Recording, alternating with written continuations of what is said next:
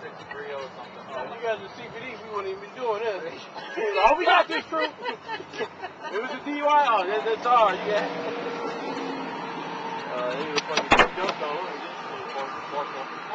I was trying to keep his hands in his pocket. No swearing. Here's my feelings. I kept telling him to take your hands out your pocket. 115.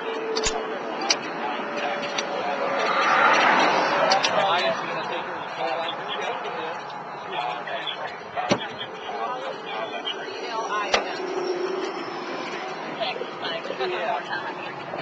119.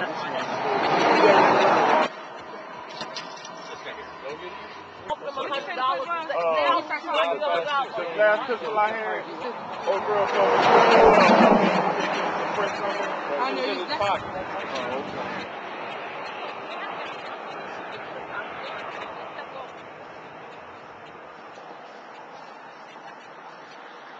Hey, officers, you guys made a great bust tonight out here on I-57. Tell me what happened, how you recovered 2 weapons, you got a drunk driver off the road. Okay, we received a dispatch of a rollover accident on I-57 northbound. I approached the scene. I saw several vehicles and semi-trucks stopped at the scene, and then down in the ditch there was another vehicle with several people standing around it. I approached those people. They approached me. And I asked, was anyone in the car? They said no. And the one guy tells me that the driver took off running. He turns out to be the driver of the car. As soon as he told me that, I knew he was lying to me. So we walk back up, away from my backup. I tell him to keep his hands out of his pockets because he keeps going in his pockets. We bring him up to the squad cars, and then I pulled the guns out of his pants pockets. What was your first reaction when you reached in his pants pockets and discovered 2 loaded handguns? Well, I was shocked. Both of us have a lot of police experience, and he could have dumped them anywhere, but he didn't. He just let them ride, and he even told me where they're at. So, what was his reaction when you found him? Was he shocked? He was calm. He was obviously intoxicated and didn't care. Yeah. Unbelievable. I mean, officer safety, you go through a lot of dangerous situations. Oh, yeah. Well, your mind once you seen those guns when you felt them. Officer Elias here, when she was initially contacting him, she kept telling him, take your hands out of your pockets, hands out of your pockets. He was trying to basically confuse her and get her off the point and distract her, and she kept on the job and did what she was supposed to. And then once I got there, we took him into custody, did what we had to do. Mm-hmm. Yeah. Okay. And this guy's obviously facing several charges. Oh, yeah. Absolutely. Oh, yeah. He's being loaded, yeah.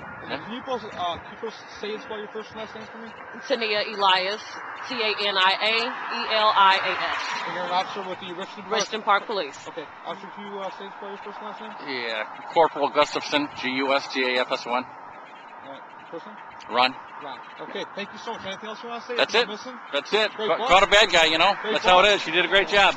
Good job. And one more thing, this guy was actually trying to stop a truck driver to offer him money for a ride to leave the accident scene with loaded guns. Yes, the truck drivers that stopped to see if the person was okay.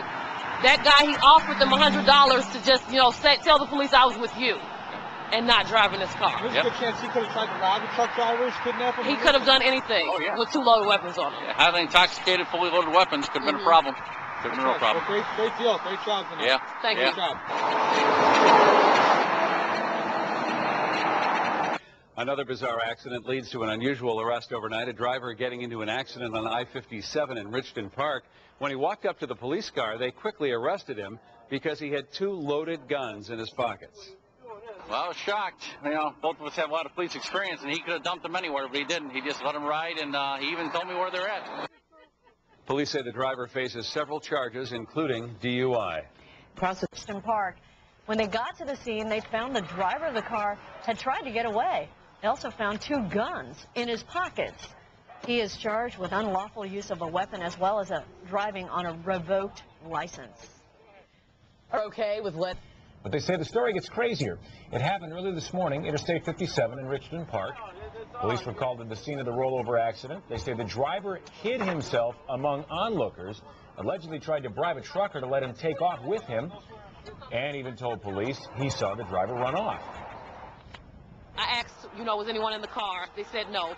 And the one guy tells me that the driver took off running. He turns out to be the driver of the car.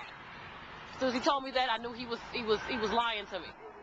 Police say the driver was intoxicated and carrying a loaded .45 and a loaded .357 in his front pockets.